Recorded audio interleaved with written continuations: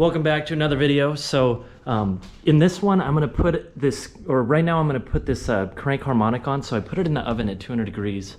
Based on what people say, it doesn't hurt the seal. And I made basically this crank installation tool, or harmonic balancer installation tool. I just took the old crank bolt and basically cut it and then welded on a piece of all thread from Home Depot.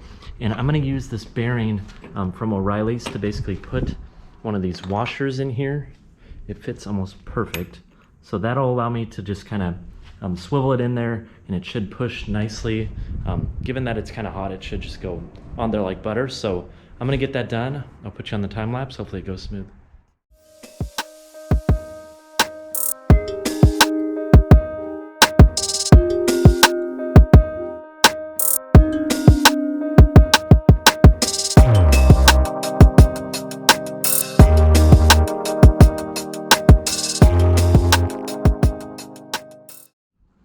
Do as I say and not as I do. So I do have a truck. I just remembered that I have, this truck dampener. It's not going to work for the third gen. I need to get F-body accessories. So this has to come off. It's going to be the same process to put the F-body damper on there. I think it changes the spacing and where all the accessories live. So I'm going to leave that on there for now. I need to get one of those 3-jaw pullers, pull it back off.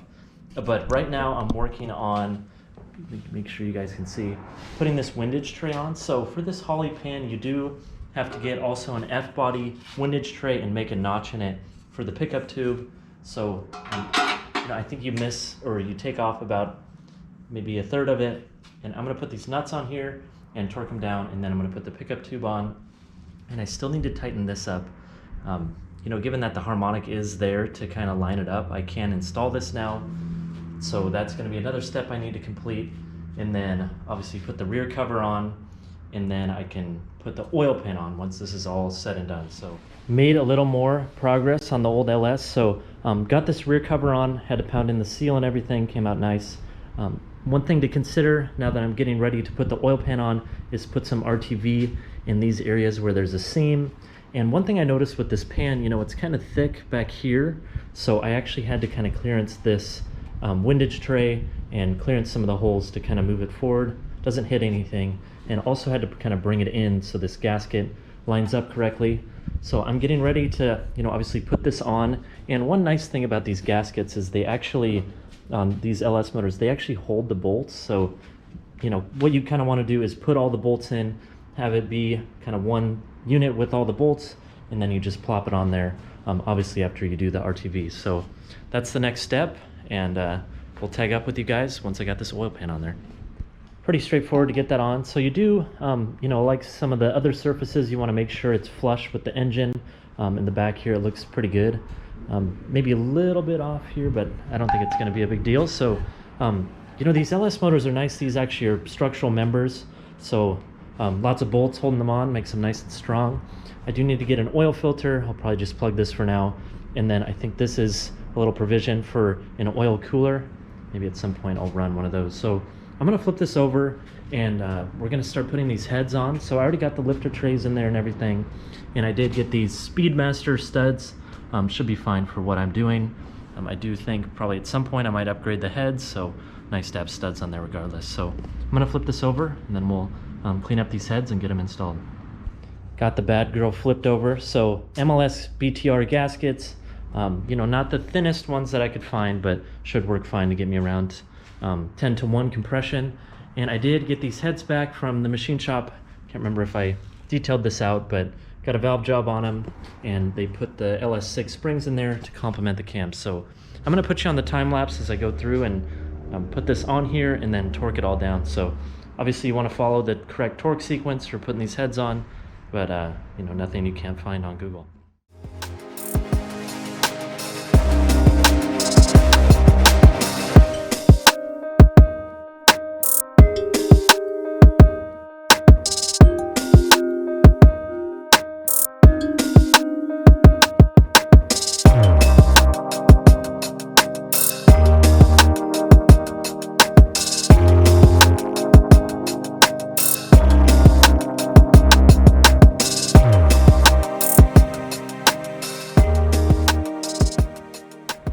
Now that I got these all finger tight.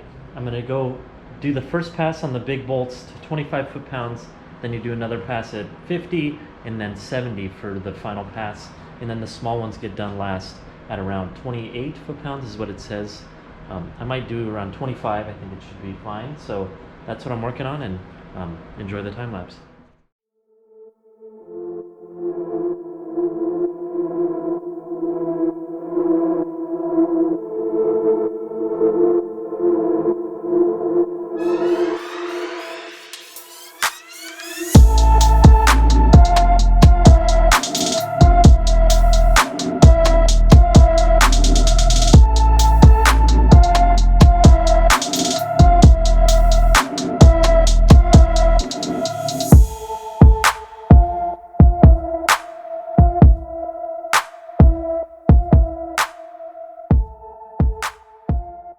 Did a little more work on the LS, so you know, I got this intake all cleaned up. I just washed it in some soap and water. Obviously took the injector rails off and scrubbed it really well. I still need to paint you know, the throttle body and kind of make that match the motor, but it looks really nice with this intake on here. And one thing I did do is I measured for some push rods. So I did have these heads milled, and the deck surface, you know, I got it decked.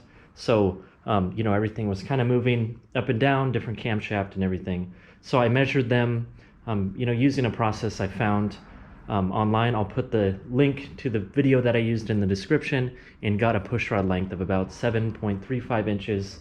So I got those here. And what I'm gonna do is kind of bathe these in a little bit of oil before I install them. So just dip them in some oil, put some assembly lube on here, and then I can torque it all down and put this valve cover on. Once the valve cover's on, then I can put the actual coil packs on. And you know, one of the big things that's holding up this build, and what I realized, I think either in this video or the previous one, is I have the wrong damper. So truck damper isn't gonna work because the truck accessories don't clear the hood on the third gens. And I think I located some GTO accessories, so I'll probably go pick those up. They have a real low slung alternator.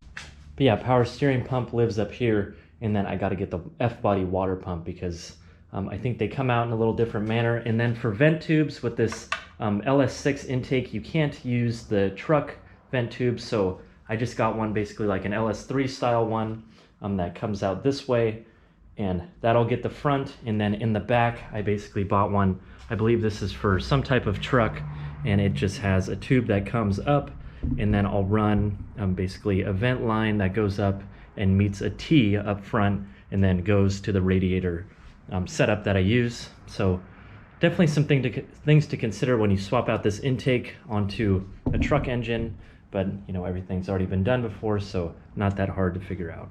Got one side of the motor done with the push rods. So I got a length of about 7.4 inches when I measured with this custom length push rod. These LS motors are, you know, a little unique in that they don't have any adjustability in the valve train, so you got to make sure you have the right preload. So I'm going to put you on the time lapse. I'm just going to put this side together. And one thing I am going to have to work on with these truck coils, they're basically, you know, high up on this valve cover, so I need to figure out how to make it clear this fitting. And for my front accessory drive, I have some Corvette accessories on the way, so I'm gonna have to pull this guy off, get one of those pullers, unfortunately, and you know, switch it over to a Corvette dampener, and then the whole front accessory drive that goes with it. I might wait until the motor's in the car, but I got a couple more things I can do in this video. Maybe clean up the throttle body, and then you know, get these coil packs on there, and then we should be able to wrap it up, and we'll start anew in a different one. And I think we are on our way. Told you all I would wrap up this video showing you how I relocated this coil pack. So you can see I basically just shifted it down and TIG welded you know, a couple nuts on there, so it should give me enough clearance for this fitting. And also got the throttle body cleaned up, just kind of cleaned it up. I think these sensors actually might be in the wrong location, need to spin them, but got it painted. It looks pretty nice. So that'll basically wrap up you know, the LS top end. And then in the next video for the LS motor specifically, I'll probably detail out putting on the accessories once I get the harmonic dampener. And you know, I'll show you basically where everything lands and how it all looks, and whether you got, I think you have to drill a hole in the block here for a little provision for some threads. So appreciate you watching, and we will see you in the next one. Hey, thanks for stopping in at the Phantom Motorsports YouTube channel. If you like what you saw, give me a big thumbs up, and hopefully you're leaving with a bigger smile than you came in with.